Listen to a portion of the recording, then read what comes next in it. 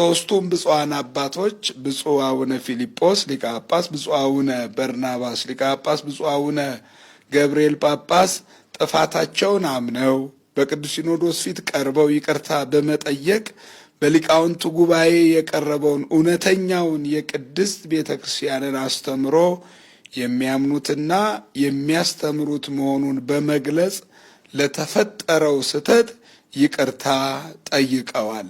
ቅድስት ቤተ ክርስቲያን በደረሰባት የውስጥ ፈተና ሐዘኗ ታላቅ ነው። እንግዲህ በፈተና የሚያጸናው ሁልጊዜም ፈተናውን እያሳለፈ ለዘመናት ሲጠብቃት የነበረ እግዚአብሔር ዛሬም ጥበቃውና መግቦቱ እንደማይለያት ሙሉ እምነት አለን። መንፈስ ቅዱስ የወረደላቸው እርሷ ስላለች ነው። እርሷ ባትኖር ኢየሱስ ክርስቶስ አይመጣም፣ አይኖርም። ኢየሱስ ክርስቶስ አይወለድም እርሷ ባትመጣ። አብን አናየውም፣ ወልድንም አንመለከተውም። መንፈስ ቅዱስም ደግሞ መጥቶ ለሐዋርያት ቋንቋ እስኪገለጽ ኃይል ብርታት እስኪሆናቸው አይመጣም።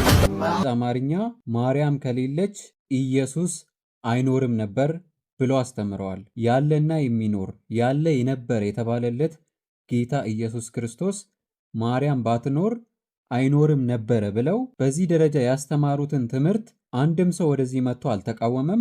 አንድ ጳጳስም የሚናገረው መነኩሴ የሚናገረው አስረግጬ ነው የምነግራችሁ። ማንም ቢናገረው ምን ለውጧል? እንኳን ጳጳስ ከሰማይ የወረደ መልአክ እንኳን ቢነግረን የእመቤታችንን ትምህርት አንቀይረውም ከዚህ በኋላ። ሰላም ጤና ይስጥልኝ። እንዴት አላችሁ? በመላው ዓለም የምትገኙ ደዩዋ ሚዲያ ተከታታዮች፣ ዛሬም እንግዲህ በአንዳንድ መረጃዎች ወደ እናንተ ተመልሼ መጥቻለሁ። ዛሬ የምንመለከተው ብዙ ኦርቶዶክሳውያንን እጅግ አሳዝኖ የነበረው የብፁዕ አቡነ ገብርኤል ማርያም ቤዛ አትባልም የሚል ብፁዕ አቡነ በርናባስ ከኢየሱስ ክርስቶስ ከአማላጅነት ጋር ተያይዞ የሚያስተምሩት ትምህርት፣ እንዲሁም ደግሞ ብፁዕ አቡነ ፊልጶስ ስለ እመቤታችን ያስተማሯቸው ትምህርቶች ብዙ ኦርቶዶክሳውያንን አሳዝኖ ነበረ። የስተት ትምህርት አስተምረው ሊቃውንቱ በርካታ መልሶችን ሲሰጡበት እንደነበረ የሚታወስ ነው። እንግዲህ በቅዱስ ሲኖዶስ በመጨረሻው አጀንዳ የተያዘው የነዚህ ብፁዓን አበው ሊቃነ ጳጳሳት ጉዳይ ነበር። እነዚህ ብፁዓን አበው ሊቃነ ጳጳሳትም ጉዳያቸው ጥፋታቸውን አምነው በቅዱስ ሲኖዶሱ ፊት ቀርበው ተጸጽተው ይቅርታ ጠይቀዋል። ያንን ነገር በስፋት እንመለከታለን። ሌላው ለብፁዓን አበው ሊቃነ ጳጳሳት የዕድሜ ልክ እውቅና ሊሰጣቸው ነው። ይህ ነገርስ ምንድን ነው የሚለውን በስፋት የምናየው ይሆናል። በዚሁም ውስጥ የተለያዩ አስተማሪ ነገሮችን እንመለከታለንና እስከ መርሐ ግብሩ ፍጻሜ አብራችን ቆዩ። ልክ እንደተለመደው ይህንን ያሰማን አምላክ የተመሰገነ ይሁንና እግዚአብሔር ይመስገን እያላችሁ ጻፉ። እስቲ ሁላችሁም ግዴላችሁም በኮሜንት ሴክሽን ላይ እግዚአብሔርን አመስግኑ። ይህ ቪዲዮ ደግሞ ለብዙዎች እንዲደርስ ምናልባት ላይክም እያደረጋችሁ አይደለም፣ ላይክ አድርጉት። ቪዲዮንን ሼር ማድረጋችሁን አትርሱ። ምናልባት ቤተሰቦቻችን ያለናችሁም ደግሞ ሰብስክራይብ በማድረግ ቤተሰብ እንድትሆኑ እየጋበዝኩኝ እስቲ ቀጣይ ቀዳሚ ያደረግናቸውን መረጃዎች እንመልከት። አተባለኝ እኔ አውልቄ አላውቅም። ጥቅም አለው ወንጌል ለምሰብከው ታርጌት ግሩፔ ይህን ሲያይ ጆሮ ይሰጣል፣ በደንብ ነው የሚሰጠው። እሱን ደግሞ አይቼዋለሁ በአገልግሎቱን ፍሬ ከጌታ በታች አንተ ነው የምትለካው አይደል? ታርጌትን ታያለህ፣ ምን ያህል ፍሬ እያፈራው ነው ብለህ የምታየው አንተ ነህ። ስለዚህ በዚህ አይነት መንገድ መሄዱ ለኛ በጣም እጅግ አትራፊ ሆኗል። እንደሰማችሁት ነው። ተመሳስለው እኛን መስለው ወደ ኦርቶዶክስ ቤተክርስቲያን ወደኛ እምነት ገብተዋል ስንል ከዚህ አንጻር ነው። ይህን ሰው ብዙዎቻችሁ ታውቁታላችሁ። ኦርቶዶክስ ተዋህዶ አይደለም ተሐድሶ ነው። ግን ባንገቱ ማህተብ አለው፣ መስቀል አለው፣ ማህተብ አስሯል። ማህተብ አስሮ ግን ከኦርቶዶክስ ውጪ የሆነ አስተምሮ ነው የሚያስተምረው። ኦርቶዶክስን የሚተቸው አንዳንድ ኦርቶዶክሳውያን ባለማወቅ እንዲህ አይነት ሰዎችን ሲያዩ ኦርቶዶክስ ናቸው እንዴ አይደሉም እንዴ በማለት ግራ ሲጋቡ እናያለን። ዛሬ ግን ይሄ ወንድማችን ሜሎስ የሚባለው ምን አለ? እኔ ባንገቴ ማህተብ አስሬ መስቀል አድርጌ በማስተማሬ በመስበኬ በጣም አትርፍ ያለው።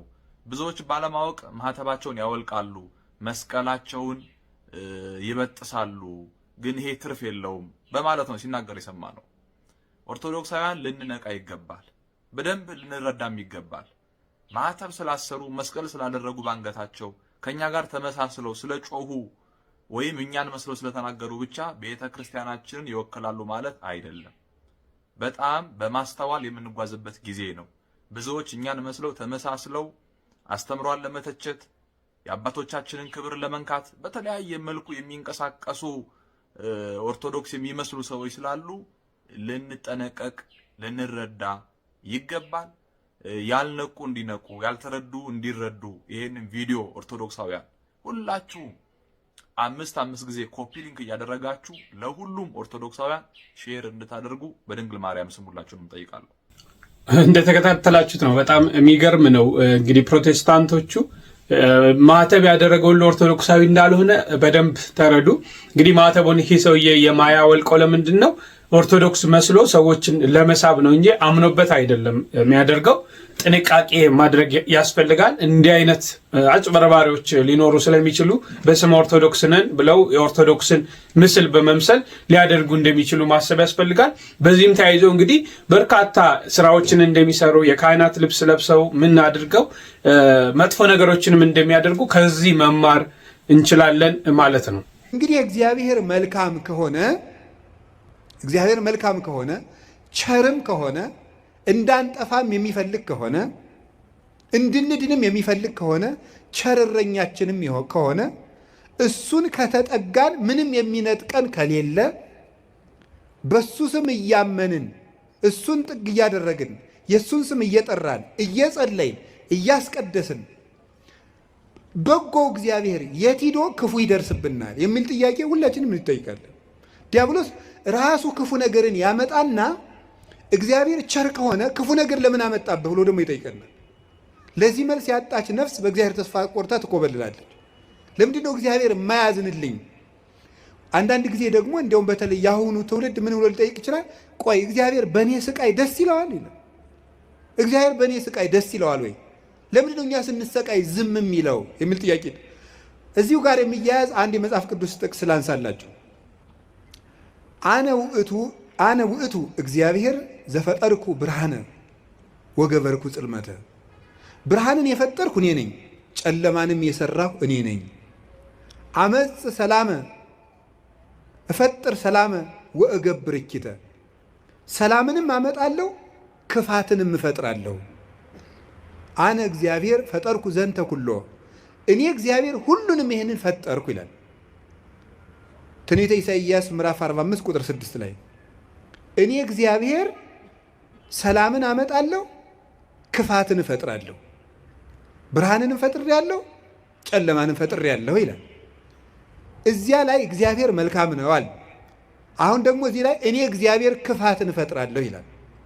እግዚአብሔር ክፋትን ይፈጥራል? ምን ትላላችሁ? እንዴ እፈጥራለሁ ያለ እኮ ራሱ እግዚአብሔር ራሱ እኔ ክፋትን እፈጥራለሁ። እኔ እኮ መጽሐፍ ቅዱስ ላይ ነው የጠቀስኩት። እግዚአብሔር እንደዚህ ብሏል፣ እግዚአብሔር ክፋትን እፈጥራለሁ ብሏል ይላል። ምን ትላላችሁ? እኔ ክፋትን የምፈጥር አምላክ ነኝ ይላል። እኔ ሰላምንም አመጣለሁ ጦርነትን የማመጣው እኔ ነኝ ይላል። ከዚያ መልሶስ ደግሞ ምን ይላል ደግሞ መልእክተ ያዕቆብ ምዕራፍ 1 ቁጥር 3 ላይ ኢያሜክር እግዚአብሔር በእኩይ ይላል። እግዚአብሔር በክፉ ማንንም አይፈትንም ይላል። እንዴት ያለ ነገር ነው! እግዚአብሔር በክፉ ማንንም አይፈትንም። ኢሳይያስ ላይ ደግሞ እኔ እግዚአብሔር ክፋትን እፈጥራለሁ። አልተጋጨም? ተጋጭቷል? እሺ አልተጋጨም። አንስታሴዎስ የሚባል ሊቅ ምን ብሎ ይናገራል? መጽሐፍ ቅዱስ ተጣልቶ አያውቅም። መጽሐፍ ቅዱስ የተጣላ መስሎ የሚታየን እኛ ከመጽሐፍ ቅዱስ ጋር ስለተጣላን ነው ይላል። አንተ ከመጽሐፍ ጋር ስትታረቅ መጻሕፍት ተጣልተው አያውቁም ብሎ ይናገራል። ስለዚህ እግዚአብሔር መልካም ነው። እስቲ እግዚአብሔር መልካም ነው በሉ። እግዚአብሔር ቸር ነው በሉ። ሰው ሁሉ እንዲድን ይፈልጋል፣ ይረዳናልም። ልብ በሉ። እንዲያውም ምንድን ነው የሚለው? ወይ ፈቅድ ምክንያት ለድኂን። እግዚአብሔር ሰውን ለማዳን ምክንያት ይፈልጋል። ሰውን ምክንያት ፈልጎ ነው የሚያድን እንጂ ቆይ እስቲ በገሌ በምን ልፍረድበት አይደለም የሚለው። የሚያድን ነገር ከዚህ ሰውዬ ምን ላግኝ፣ እንዲሁ ምን አይቼ ልማረው ነው የሚለው እንጂ እግዚአብሔር እንዲሁ በገሌ በምን ልፍረድ ይችንም ልመዝግብ አይደለም የሚለው። ኃጢአትን ብትቆጣጠር ኑሮ በፊት ማን ይቆማል? ያለ ዳዊት ይሄን ኃጢአትን ብትቆጥር በአንተ ፊት የሚቆም ማንም አይቆም። ቸርነትን ነው የሚቆጥር እግዚአብሔር። ሰውን ለማዳን ተግቶ የሚሻ አምላክ መሆኑን የምታዩት ሰውን ለማዳን ወርቅ እፈልጋለሁ ቢል ኖሮ ወርቅ ስንት ሰው ይኖረዋል? እግዚአብሔር ግን ሰውን ለማዳን እስከ ውሃ ዝቅ ያለ አምላክ ነው። ቀዝቃዛ ውሃ የሰጠ ይድናል አለ። ምን ማለት መሰላችሁ? እስከ ትንሹ ነገራችሁ ድረስ እናንተን ለማዳን እወርዳለሁ። ውሃ ማንም ሰው ሊያገኘው የሚችለው ነው። ሌላ መንፈሳዊ ትርጉም አለው። ውሃ የሰጠ የተባለ ይላል ቅዱስ ቄርሎስ፣ ሰው ምንም ነገር ቢሰጥ በእግዚአብሔር ዘንድ ውሃ ነው። አካልህን እንኳን ለእግዚአብሔር ቆራርጠ ለሰማዕትነት አሳልፈ ብትሰጥ ለእግዚአብሔር ግን ውሃ እንደ መስጠት ነው። ምክንያቱም ያ አካል የራሱ ነው። እግዚአብሔር ደግሞ ላንተ ያደረገልህ ነገር ያንተ አካል ቢቆራረጥ እንኳን የማይመጥን ነው። ስለዚህ ለእግዚአብሔር ምንም ነገር ብንሰጥ ውሃ ነው። አካል እንኳን መስጠት ቢሆን ውሃ ነው። ማንም ሰው በራሱ ፈቃድ በራሱ ስልጣን የሆነ ደረጃ ላይ አይደርስም። ምክንያቱም እግዚአብሔር ያውቀዋልና።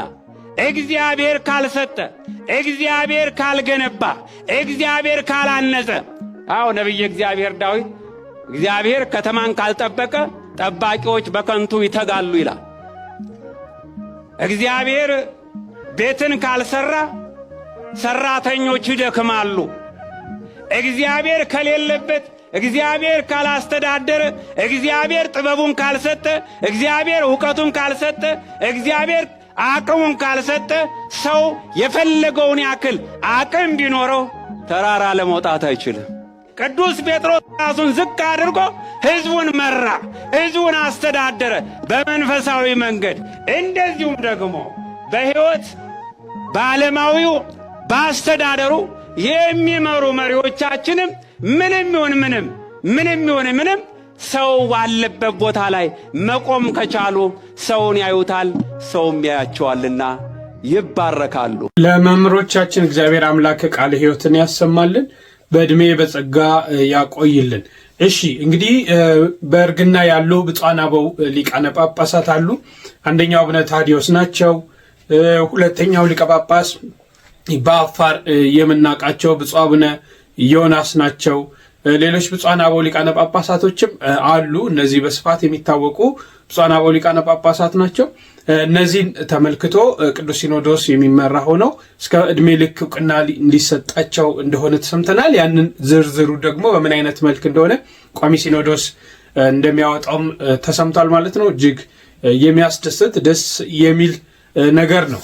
እሺ ቀጥለን የምንመለከተው ደረጃ ብፁዓን አበው ሊቃነ ጳጳሳት ይቅርታ የጠየቁት በምን አይነት መልኩ ነው? ምንድነው ወደፊትስ መደረግ ያለበት? ምንስ ነው የሚያደርጉት የሚለውን እስቲ ሰምተን እንመለስ። ደግሞ የሞት መውጊያ ኃጢአት ከሆነ የኃጢአት ኃይልና መነሻ ደግሞ ትእዛዝ ከሆነ ሕግ ከሆነ ምን ይዋጠን? አሁን በአዲስ ኪዳን ከዚህ ነው የገላገለን የኛ ጌታ። የኛ ጌታ ምን አደረገ መሰላችሁ?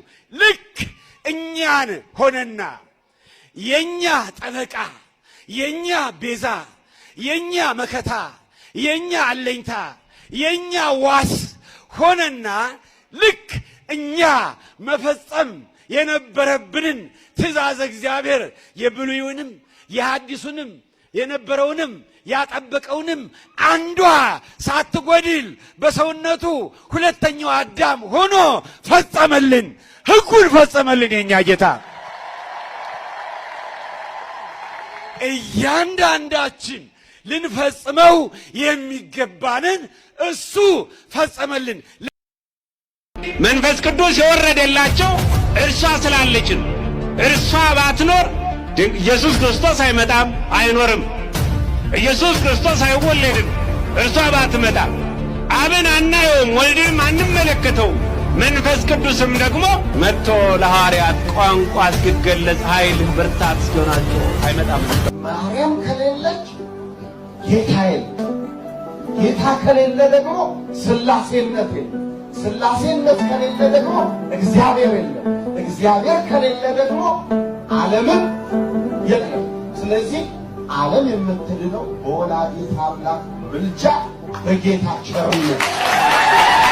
ይህ አባትና ይህ አስተማሪ በግልጽ አማርኛ ማርያም ከሌለች ኢየሱስ አይኖርም ነበር ብለው አስተምረዋል። ያለና የሚኖር ያለ የነበር የተባለለት ጌታ ኢየሱስ ክርስቶስ ማርያም ባትኖር አይኖርም ነበረ ብለው በዚህ ደረጃ ያስተማሩትን ትምህርት አንድም ሰው ወደዚህ መጥቶ አልተቃወመም። አንድም ሰው ፌስቡኩን፣ ቲክቶኩን፣ ዩቲዩቡን አላጨናነቀበትም። ኦልሞስት ሁሉም ሰው ልክ ናቸው ብሎ ነው የተቀበለው። አስቡት የዛሬ 2000 ዓመተ ምህረት የተወለደችውን ድንግል ማርያምን ከሷ መወለድና መፈጠር በፊት ያለ የነበረ አብ፣ ወልድ፣ መንፈስ ቅዱስ የሚባሉትን እሷ ባትኖር አይኖሩም ነበረ፣ የሉም ነበረ፣ ጭራሽ ደግሞ እግዚአብሔር የሚባል የለም ብለው በዚህ ደረጃ አስተምረው የሲኖዶስ ስብሰባውን ተውት፣ ማውገዙን ምናምኑን ተውት። አንድ መምህር እንኳን አንድ ቲክቶከር እንኳን እንዴት አንድ ሰው እንኳን ይጠፋል ይህንን ነገር የሚቃወም? ማርያምን የፈጠረው እግዚአብሔር እንዴት ማርያም ባትኖር ፈጣሪው እግዚአብሔር የለም ይባላል? እንዴት ማርያም ባትኖር መንፈስ ቅዱስ አይወርድም ነበር ብለው ይሰበካል? መንፈስ ቅዱስ እኮ የሚወርደው የሚኖረው በማርያም መኖር ውስጥ አይደለም። ማርያም ኖረችም አልኖረችም መንፈስ ቅዱስ መውረዱ መንፈስ ቅዱስ መገለጡ አይቀርም።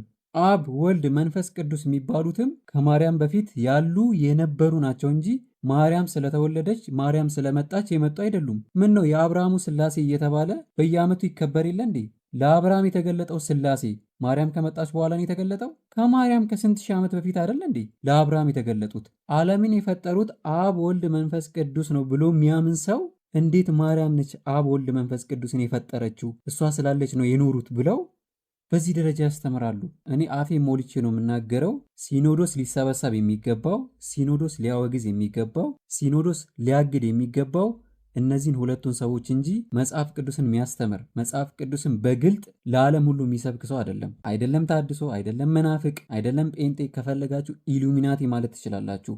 ለኔ የእግዚአብሔር መኖር አለመኖር በድንግል ማርያም አይወሰንም። እግዚአብሔር ከዓለማት በፊት ነበረ፣ ከዓለማት በኋላም ይኖራል። የእግዚአብሔር መኖር አለመኖርን የትኛውን ፍጡር ሊወስነው አይችልም። ዓለም ሳይፈጠር ነበረ፣ ዓለም ሲፈጠርም ነበረ። እቺን ዓለምም ራሱን የፈጠረው እቺን ዓለምም በራሱ እጅ ማጥፋት ይችላል፣ ያጠፋታልም። የማንም መኖር የማንም አለመኖር እርሱ እግዚአብሔርን ሊያኖረውም ሊያጠፋውም አይችልም። አንዳንድ ጊዜ ማርያምን ለማክበርና ከፍ ከፍ ለማድረግ ብለን የምንሄድበትን ርቀት ማወቅ አለብን። ማርያም ከፈጣሪ በታች እንደተባለች አትርሱ። አንዳንድ ሰው ሲሰብክ ማርያምን ከእግዚአብሔር ጋር ሲያስተካክላት፣ አንዳንዱ ደግሞ ከእግዚአብሔር ሁላ ከፍ ሲያደርጋት በግልጽ እያየን እንገኛለን። ማርያም ከሌለች እግዚአብሔር የለም ማለት ማርያም ከእግዚአብሔር ትበልጣለች ማለት ነው። ጳጳስም የሚናገረው መነኩሴ የሚናገረው አስረግጬ ነው የምነግራችሁ። ማንም ቢናገረው ምን ለውጧል? እንኳን ጳጳስ ከሰማይ የወረደ መልአክ እንኳን ቢነግረን የእመቤታችንን ትምህርት አንቀይረውም። ከዚህ በኋላ የቀደሙ አባቶቻችን አስተምረውናል። ቄርሎስ አስተምሮናል፣ ኤፍሬም አስተምሮናል፣ ዮሐንስ አፈወርቅ አስተምሮናል። ሌሎችም እንደ ዮሐንስ አፈወርቅ ጉባኤ እኮ እመቤታችን ትመሰገንበት የነበረው ያ ትልቅ ጉባኤ የሰማይ መላእክት ወርደው ይታደሙበት የነበረው ጉባኤ እኮ ነው። አባ ማርዳኒ እንዳያቸው 12 መላእክት በዮሐንስ አፈወርቅ ጉባኤ ላይ ለመገኘት የወርቅ ማዕጠንታቸውን ይዘው ሲመጡ አይቷቸው ነበረ ይላል። የሰማይ መላእክት ሳይቀር ይታደሙበት በነበረው ጉባኤ ላይ ትመሰገን ነበር እመቤታችን ቅድስት ድንግል ማርያም። ስለዚህ ያንን ምስጋናዋን ልናቋርጠው በፍጹም አንችልም። እኛ የዮሐንስ አፈወርቅ ልጆች ነን። እኛ የቅዱስ ቄርሎስ፣ የቅዱስ ያሬድ፣ የአባ ጊዮርጊስ ዘጋስጫ ልጆች ነን። እኛ ከዛ የተለየ ምንም አይነት ሀሳብ ምንም አይነት እምነት አይመጣም። አትደንግጡ እግዚአብሔር ቤተሰቦች፣ ይሄ ይሆን ዘንድ ያለው ነው።